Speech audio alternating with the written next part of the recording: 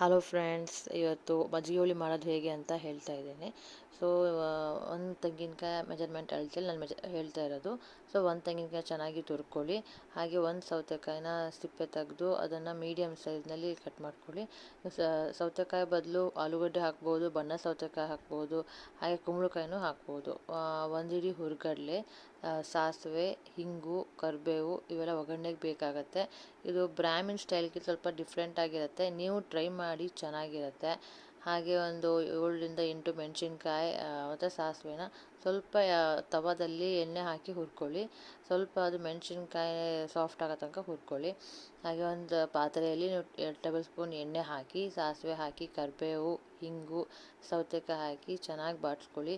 ಸ್ವಲ್ಪ ಒಂದು 2 ಮಿನಿಟ್ಸ್ ಬಾಡಿಸ್ಕೊಂಡ್ಮೇಲೆ ಅದಕ್ಕೆ 1-2 ಲೋಟ ನೀರು ಹಾಕಬೇಕು. ನಿಮಗೆ ಇದೇ ಮೇನ್ ರೆಸಿಪಿ. ಚೆನ್ನಾಗಿ ಆ ನೀರು ಕುದಿಬೇಕು, ಅದರ ರಸ ಎಲ್ಲ ಬಿಟ್ಟು ಸ್ಮೆಲ್ ಬರಬೇಕು. ಅದು ಚೆನ್ನಾಗಿ ಕುದಿಯೋಕ್ಕೆ ಬಿಟ್ಬಿಡಿ. ಕುದಿಯೋ ತನಕ ನಾವು ಮಿಕ್ಸಿ ಮಾಡ್ಕೊಂಡ್ಬಿಟ್ರೆ ಏನೇನು ಬೇಕು ಮಸಾಲೆ ಅಂತ. ಒಂದು ತೆಂಗಿನಕಾಯಿ ತುರಿ ಹಾಕಿ, ಅದಕ್ಕೆ ಮೆಣಸಿನ್ಕಾಯಿ ಮತ್ತು ಸಾಸಿವೆ ಹಾಗೆ ಹುರ್ಗಡ್ಲೆ ಹಾಕಿ ಒಂದು ಚೆನ್ನಾಗಿ ಫೈನ್ ಪೇಸ್ಟ್ ಮಾಡ್ಕೊಂಬಿಡಿ. ಮೀಡಿಯಮ್ ಪೇಸ್ಟ್ ಮಾಡ್ಕೊಂಬಿಟ್ಟು ಅದನ್ನು ನೀವು ಆ ಕುದಿಯೋ ಮಸಾಲೆಗೆ ನೀವು ಈ ಪೇಸ್ಟ್ ಹಾಕ್ಬಿಟ್ಟು ಗ್ಯಾಸ್ ಆಫ್ ಮಾಡಿಬಿಟ್ರೆ ಆಯಿತು. ಸೊ ತುಂಬ ಕುದಿಸ್ಬಾರ್ದು. ತುಂಬ ಕುದಿಸಿದ್ರೆ ಆ ಟೇಸ್ಟ್ ಹೋಗ್ಬಿಡುತ್ತೆ ನಿಮಗೆ.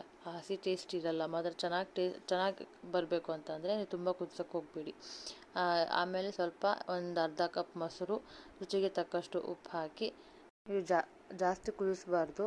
ಬಿಸಿ ಬಿಸಿ ಅನ್ನೋ ಜೊತೆಗೆ ನೀವು ಟ್ರೈ ಮಾಡಿ, ಹೇಗಿತ್ತು ಅಂತ ಕಮೆಂಟ್ ಮಾಡಿ ತಿಳಿಸಿ. Thank you, bye.